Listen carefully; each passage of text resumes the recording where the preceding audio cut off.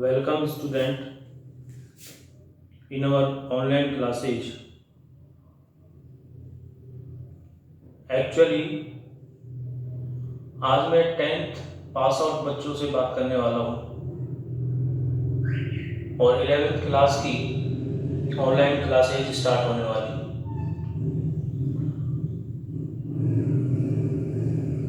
देखिए 10th class pass out होने के बाद में अब आप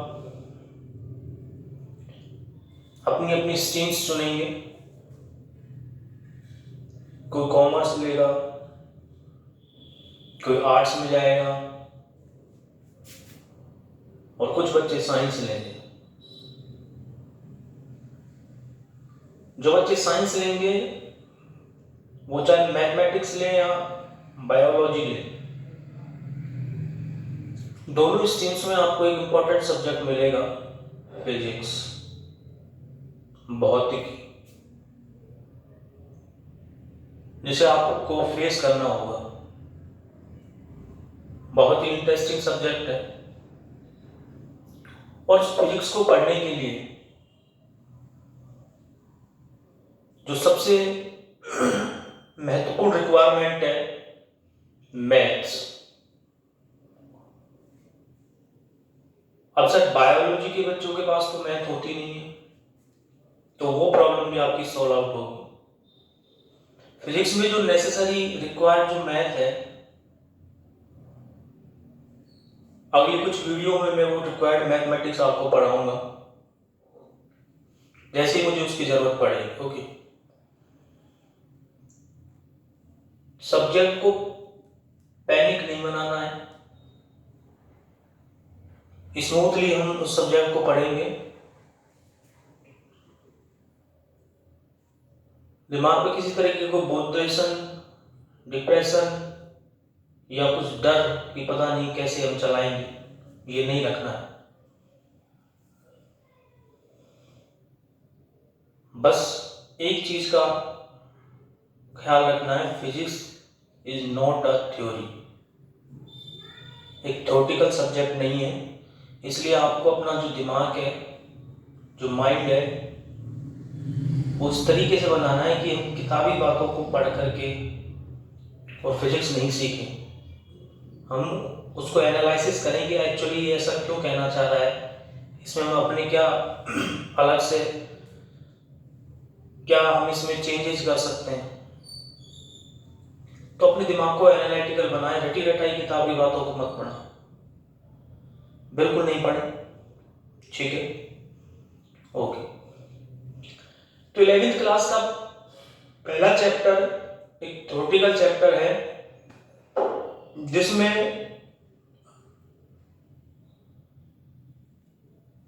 फिजिक्स के बारे में कुछ बताया गया है कि what is the physics, what is the branch of physics, इसकी शाखाएं कितनी हैं। मैं एक्चुअली 11th क्लास को यहां से स्टार्ट बिल्कुल नहीं करता हूं,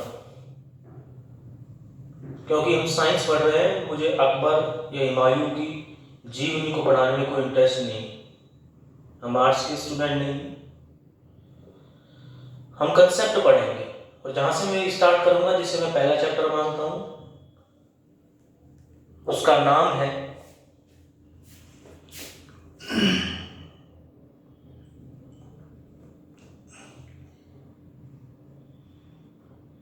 मेजरमेंट। एक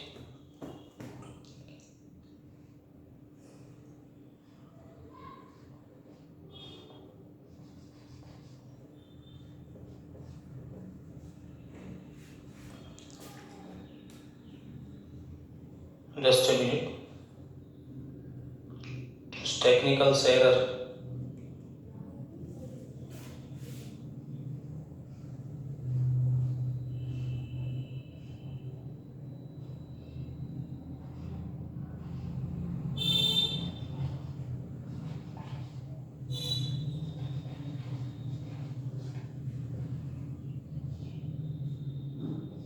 ओके,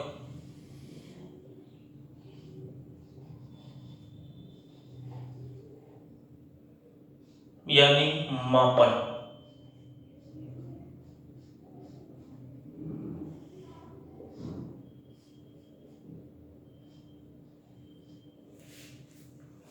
यहां से हम फिजिक्स को पढ़ना स्टार्ट करेंगे। ओके, भौतिकी क्या है, फिजिक्स क्या है? Is the study of nature, यानी प्रकृति का अध्ययन ही भौतिकी होती है। इतना आपके लिए सफिशिएंट है। अब हम काम की बात करते हैं। मापन, व्हाट इज द मेजरमेंट? मापन क्या है, इसकी क्या रिक्वायरमेंट है और क्यों करते हैं? एक्चुअली हमारे पास में दो तरीके की क्वांटिटीज होती हैं, राशियां होती हैं।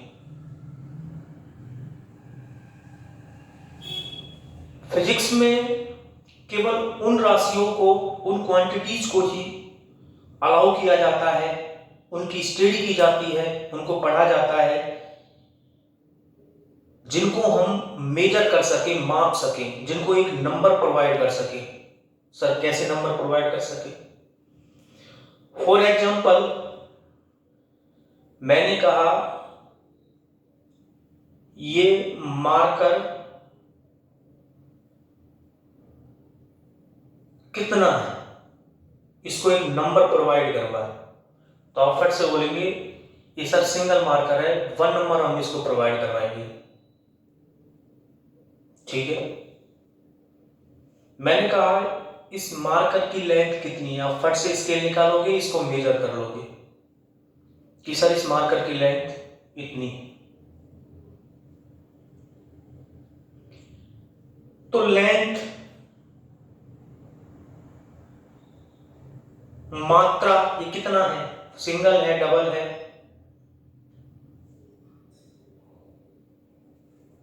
इन सब चीजों को मैंने कहा इसको आप मेजर कर, तोल के बताइए कि इसका द्रव्यमान कितना है, इसका वेट कितना है। आप फट से जाएंगे, इसको तोल के बता देंगे द्रव्यमान। तो ऐसी चीजें जिन्हें हम एक नंबर प्रोवाइड कर सकें, जिन्हें हम मेजर कर सकें, फिजिक्स केवल उन राशियों को अलाउ करता है। तो सर क्या ऐसी चीजें भी होती हैं जिनको फिजिक्स अलाउ नहीं करता है, या जिनको कोई नंबर प्रोवाइड नहीं कर सकते, जिनको हम मेजर नहीं कर सकते? बिल्कुल होती है। सपोज मैंने आपको एक सेंटेंस कहा कि मुझे बड़ी नींद आ रही है, आप इसके लिए नंबर प्रोवाइड करिए कि कितनी नींद आ रही है, 1 नींद आ रही है, 2 नींद आ रही है। समझे? फिजिक्स इसको अलाउ नहीं करेगा। मैंने आपसे कहा मुझे भूख लग रही है, 1 भूख लग रही है, 2 भूख लग रही है, क्या हम कोई नंबर इसके लिए प्रोवाइड करवा सकते हैं? फिजिक्स इनको अलाउ नहीं करता। मैंने कहा मुझे आपसे बड़ी मोहब्बत है, सर इतनी मोहब्बत है कि इतनी मोहब्बत है, ये इतनी मोहब्बत है, तो क्या आप इसके लिए एक नंबर प्रोवाइड करवा सकते हैं? नो। तो फिजिक्स में अलाउ नहीं है। फिजिक्स केवल उन क्वांटिटीज को अलाउ करता है जिनको एक नंबर प्रोवाइड करवा सके, एक संख्या उनके लिए दे सके, जिनका मेजरमेंट हो सके, जिनका मापन संभव हो, जिनको नाप सके, तोल सके। उन राशियों को, उन क्वांटिटीज को फिजिक्स अलाउ करता है। अदरवाइज ऐसी क्वांटिटी जिनको हम एक नंबर, सिंगल नंबर प्रोवाइड नहीं करवा सकते, या आई कैन से उनको हम मेजर नहीं कर सकते, माप नहीं सकते, तोल नहीं सकते, ऐसी क्वांटिटीज को फिजिक्स अलाउ नहीं करता। Okay, are you getting my point? मैं जो बोल रहा हूं वो चिपकना चाहिए। तो physics allow only those quantities which can be measured. भौतिकी केवल उन राशियों को अलाउ करता है, अनुमति देता है जिनका मेजरमेंट हो सके, जिनको मापा जा सके, जिनको तोला जा सके, जिनको एक नंबर प्रोवाइड कर सके। उन राशियों को अलाउ नहीं करता जिनको मेजर ना किया जा सके। जैसे मैंने आपको बताया, लव, सौरो, दुखी होना, मैं बहुत दुखी हूं, तो आप कभी नंबर प्रोवाइड नहीं कर पाएंगे कि मैं 1 दुखी हूं या 2 दुखी हूं। नहीं नंबर प्रोवाइड करवा सकते तो आप फिजिक्स में इनकी स्टडी भी नहीं कर पाएंगे। कि आप लेंथ को, लंबाई को नंबर प्रोवाइड कर सकते हैं? आंसर है यस, तो इनकी स्टडी हो सकती है। क्या आप द्रव्यमान को एक नंबर प्रोवाइड करवा सकते हैं? यस, तो इसकी स्टडी हो सकती है। क्या आप टाइम को एक नंबर प्रोवाइड करवा सकते हैं? हाँ बिल्कुल, मैं 2 घंटे से किसी का वेट कर रहा हूँ तो प्रोवाइड कराया ना 2 घंटे, तो समय की स्टडी हो सकती है फिजिक्स में। ठीक है, अब बात आती है सर मेजरमेंट की रिक्वायरमेंट क्यों हुई, मापन की जरूरत कहां पड़ गई? एक्चुअली बेटा हुआ क्या था,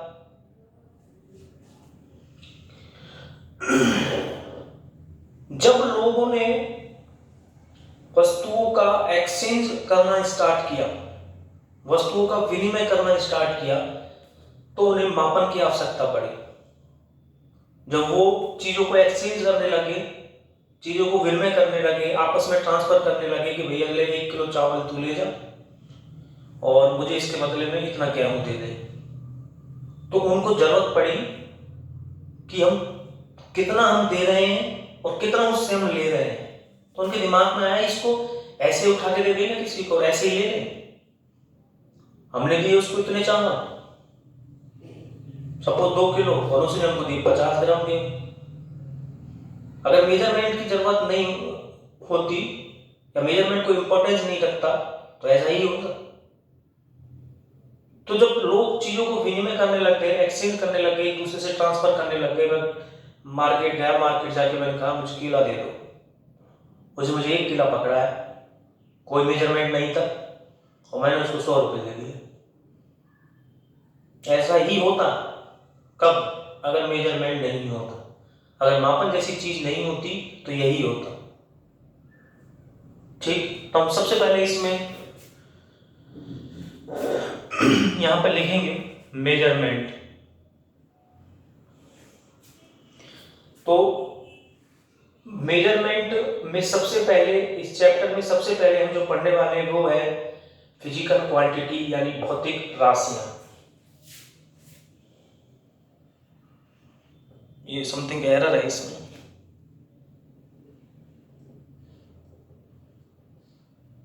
आई have to change it. Physical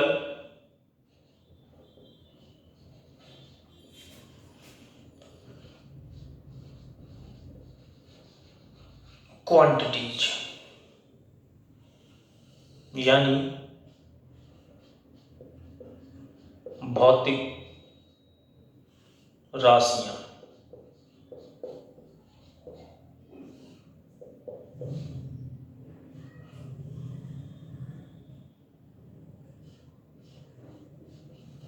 physics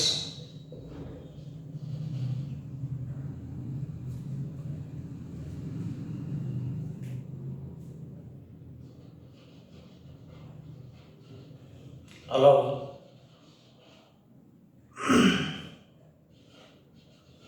only those quantities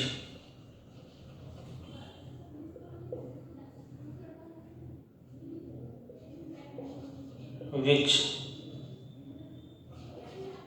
can be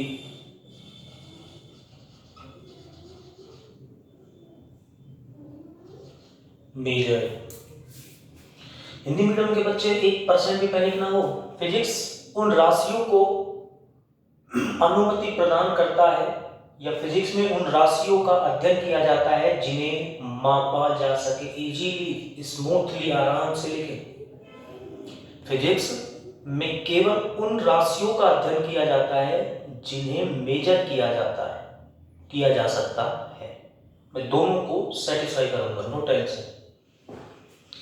अब बात करते हैं हम, और जिनको मेजर किया जा सके उन्हीं को कहते हैं हम कौन सी क्वांटिटियां? फिजिकल क्वांटिटियां या भौतिक राशियां।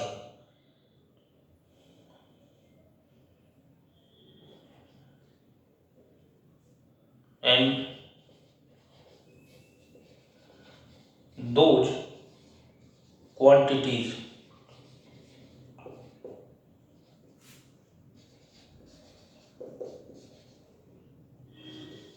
which can be measured are called physical quantities।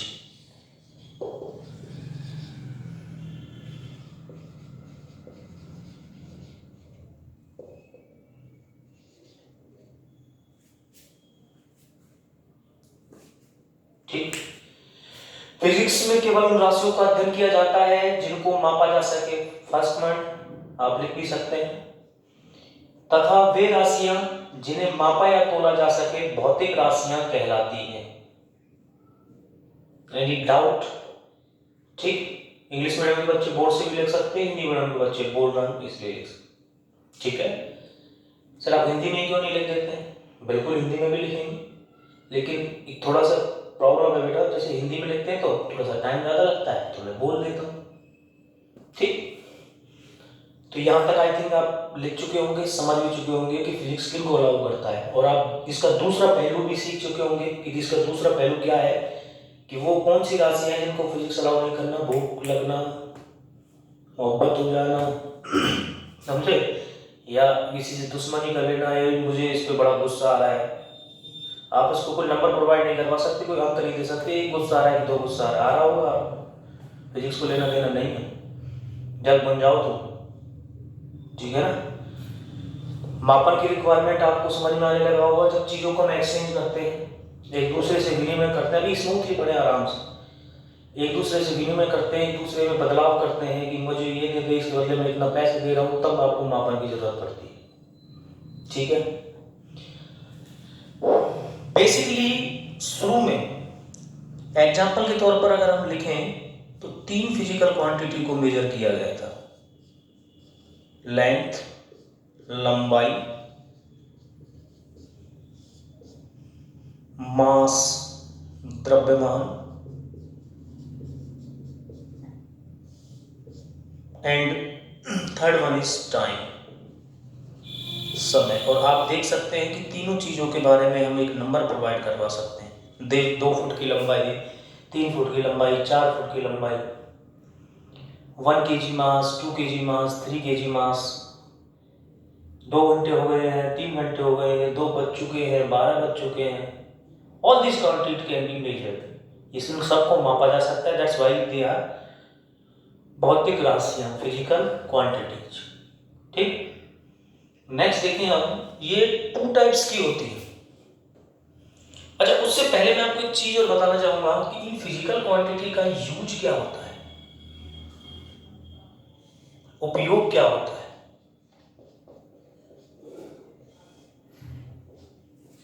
ध्यान से समझना।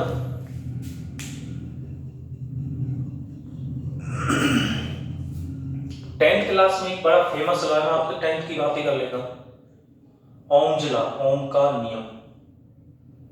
ठीक है, उसमें एक रिलेशन आता है जो इन बच्चों ने पढ़ाई होगा, आई थिंक आप 10th के पेपर दे के आए हैं, रिजल्ट भी आपको आ चुका है।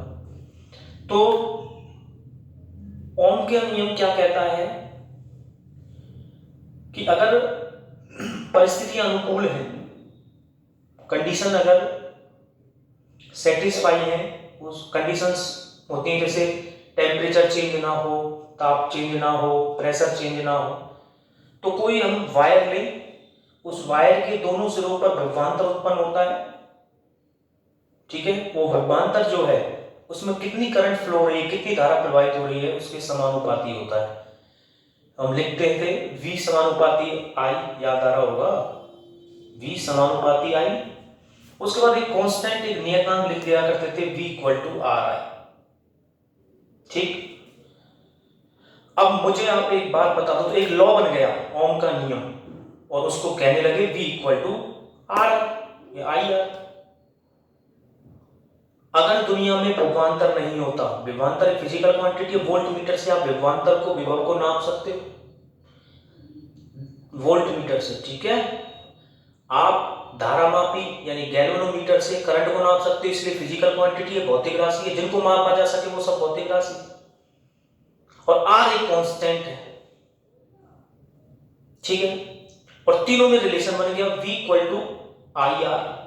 अगर दुनिया में विभवांतर जैसी कोई चीज नहीं होती है, फिजिकल क्वांटिटी नहीं होती, धारा जैसा कोई चीज नहीं होती, फिजिकल क्वांटिटी नहीं होती, तो क्या ओम कभी जीवन में ये बना सकता था कि V इक्वल टू IR होता है। तो फिजिकल क्वांटिटी भौतिक विज्ञान के नियमों को परिभाषित करने के लिए आवश्यक है, रिक्वायर्ड है। अगर ये नहीं है तो फिजिक्स के कोई भी लॉ को आप डिफाइन नहीं कर सकते, भौतिक विज्ञान के किसी भी लॉ को आप परिभाषित नहीं कर सकते। ठीक है, तो इनका यूज क्या हुआ, हिंदी मीडियम के स्टूडेंट पहले नहीं थे। भौतिक राशियों का उपयोग करके, भौतिक राशियों का उपयोग करके भौतिक विज्ञान के विभिन्न नियमों को परिभाषित किया जाता है। भौतिक राशियों का उपयोग करके,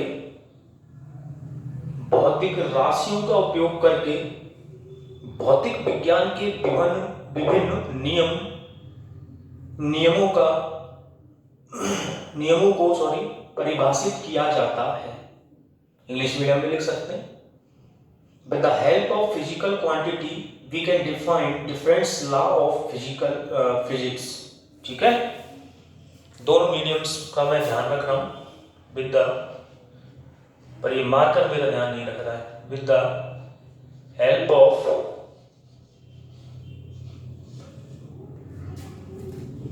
physical quantities,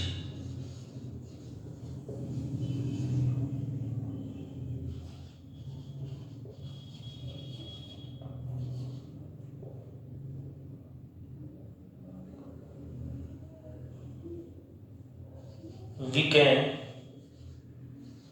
define different laws of physics। ठीक, अब मैं इसके आता हूं टाइप के ऊपर, यानी प्रकार। दो तरीके की होती है। पहली फंडामेंटल, इनको कहते हैं मूलभूत, और दूसरी होती है डिराइव्ड, यानी व्युत्पन्न। तो हमारे पास में दो तरीके की भौतिक राशियां होती है, मूलभूत भौतिक राशियां, और दूसरी होती है डिराइव्ड, यानी व्युत्पन्न भौतिक राशियां। ये दो प्रकार की भौतिक राशियां हैं। दोनों प्रकार की भौतिक राशियों को मैं अगली वीडियो में शेयर करूंगा। आज स्टार्टिंग मैंने की है। आपको ज़्यादा पैनिक क्रिएट नहीं होना है। हिंदी मीडियम और इंग्लिश मीडियम दोनों के लिए बेनिफिशियल है। नो टेंशन है हिंदी मीडियम की, इंग्लिश में सब कुछ समझ में आ रहा है। पूरी वीडियो देखें लास्ट, ओके। और अपने दिमाग को एनालिटिकल बनाएं, जुड़े, बैठा दिमाग में। मैं प्रॉमिस कर रहा हूं, मैं आपको अगर जुड़े रहे तो वो जो आप अभी तक रेक्टिफिकेशन करते आ रहे हैं उससे परे एक नई सब्जेक्ट को नई तरीके से पढ़ना सीखेंगे। ठीक है, मैं आपकी शुरुआत मेजरमेंट से ही करूंगा। जो रामायण है पहले चैप्टर में, वो बच्चा खुद से आराम से सोते सोते पढ़ लेता है। ठीक है, तो यहाँ कोई अकबर का इतिहास नहीं पढ़ाना, कंसेप्ट पढ़ना है। Thank you. एंड अपनी जो स्टडी है उसको जारी रखिए।